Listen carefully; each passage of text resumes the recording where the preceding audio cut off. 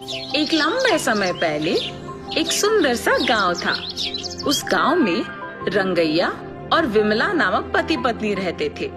रंगैया को उसके पिता का दिया हुआ एक खेत था। वो उसी में खेती करके फसल उगाता था। वो एक सुनहरा गर्मी का मौसम था।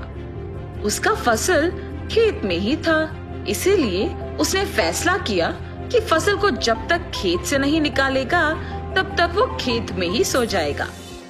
विमला, विमला। हाँ जी, क्या हुआ? आज से जब तक फसल मेरे हाथ में नहीं आएगा ना, तब तक मैं खेत में ही सो जाऊंगा। ठीक है जी, ख्याल रखिए।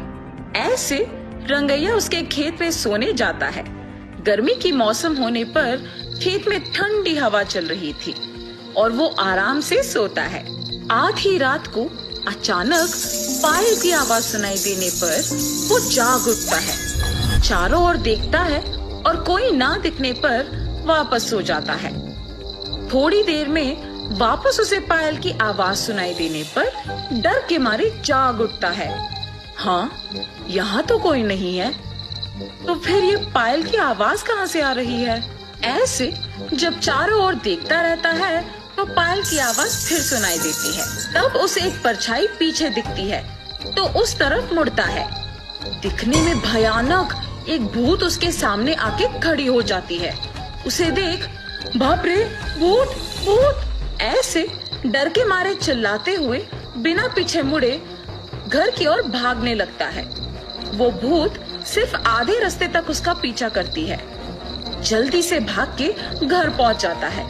विमला, विमला, जल्दी दरवाजा खोलो, भूत मेरा पीछा कर रही है।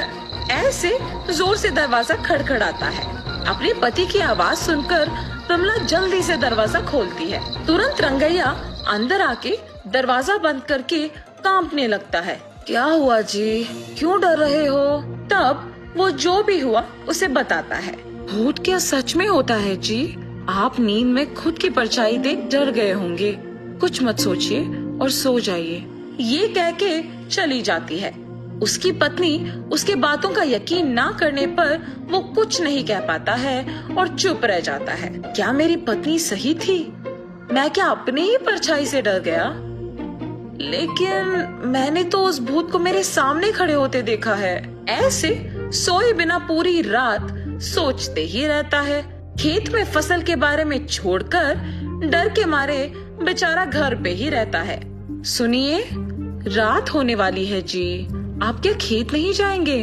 अगर मैं अपनी पत्नी से कहूँगा कि मुझे खेत जाने से डर लग रहा है तो न जाने वो मेरे बारे में क्या सोचेगी। उस खेत में अगर सच में ही भूत है तो भी मैं नहीं डरूंगा, मैं जाके आऊंगा। ऐसे अपनी पत्नी से कह के उसके खेत जाता है। मेरे पत्नी से मैंने ऐसे बात किया जैसे मुझे कोई डर नहीं है, पर अभी खेत जाके मैं अकेले कैसे रह पाऊंगा? ऐसे डरते हुए खेत जाता है। घबराते हुए खेत के चारों ओर देखता है। अब तो खेत में कोई नहीं दिख रहा, पर शायद कल की तरह सोते समय में पायल की आवाज सुनाई देगा। ऐसे सोचता ही है कि उसके सामने वही भूत आके खड़े हो जाती है। कल तो तुम बच गए, पर आज मैं तुम्हें बचने नहीं दूंगी। मुझे कुछ मत करो, मैं यहाँ वापस कभी नहीं आऊंगा, मुझे छोड़ दो। तुम्हें छोड़ दूं? ऐसे जोर से हंस के रंगैया को गायब कर देती है। सुबह हो गया, मेरे पति अब तक लौट के क्यों नहीं आए? ऐसे अपने पति का इंतजार करती रहती है, पर शाम होने के बाद भी जब वो घर नहीं लौट आए, वो सोच में पड़ जाती है। क्या खेत में वाकई भूत है? क्या उसने ही मेरे पति को कुछ कर दिया? नहीं, ऐसे नहीं हो सकता। पर मेरे पति कहाँ गए? मुझे जानना ही होगा। ऐसे सोचते रहती है। आज रात को मैं अपने पहचान के आदमी से खेत का चौकीदारी करने कहूंगी। अगर वो भी लौट के नहीं आया तो फिर इसका हल सोचूंगी। ऐसे फैसला करके विमला अपने पहचान के एक आदमी को खेत की चौकीदारी करने भेजती है। पर जब वो आदमी भी सुबह लौट के नहीं आता है, तब घबरा के सोचने लगती है। क्या मेरे पति की बातों के मुताबिक वहाँ एक भूत है? जिस आदमी को मैंने चौकीदारी करने भेजा, क्या उसको भी भूत ने कुछ कर दिया? अब मैं इस समस्या का हल कैसे ढूंढूंगी? ऐसे सोचकर खेत को जा रही थी जब रास्ते में उसे एक तितली कांटों के बीच फंसे हुए नजर आती है। उसे उन कांटों से आजाद करते ही वो तितली एक देवता के रूप में बदल जाती है और उसके सामने प्रकट होती है। ये सब देख विमला आश्चर्यचकित हो जाती है। एक साधु की श्राप की वजह से मैं एक तितली बन गई। मुसीबत के समय में तुमने मेरी मदद की है और इसी कारण मैं देवता का रूप वापस पाई हूँ। इसके बदले में तुम कुछ भी मांग सकती हो। ये देवता तो मेरी मुसीबत का पक्का हल निकालेगी। मेरे पति को उस भूत से आजाद करने के लिए मेरे पास सिर्फ ये एक मौका है। ऐसे वो उस देवता को सब कुछ बताती है। उस भूत से मेरे पति को बचा के उस भूत को हमेशा के लिए हमारे खेत से भिजवाने का हल बोलिए माता। ठीक है, मैं जो कहूँगी वो कर सकोगी ना? हाँ, जरूर करूँगी। ऐसे कहने पर देवता विमला को एक मंत्र बोलती है। मैंने जो मंत्र कहा है वो तुम्हें उस भूत को देखने के तुरंत बाद अपनी आंखें बंद करके मन में कहना होगा।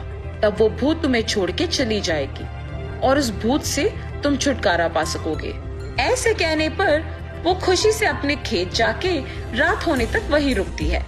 आधी रात को उसे अचानक पायल की आवाज सुनाई देती है। कहीं से तो पायल की आवाज आ रही है। भूत को देखते ही मुझे उस मंत्र को कहना होगा। ऐसे सोचते ही कुछ दूरी में उसे एक परछाई दिखती है। उसी तरफ मुड़ने पर वो भूत उसके सामने आकर खड़े हो जाती है।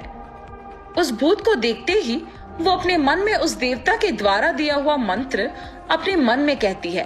उससे वो भूत गायब हो जाती है। अपने पति के साथ ही वो चौकीदार भी आजाद हो जाते हैं। उस भूत से छुटकारा पाने के लिए सभी विमला का अभिनंदन करते हैं और सभी खुश होकर वहाँ से घर चले जाते हैं। उस खेत से भूत का चले जाने पर रंगैया आराम से खेती करके फसल उगाते हुए खुशी से जीता है।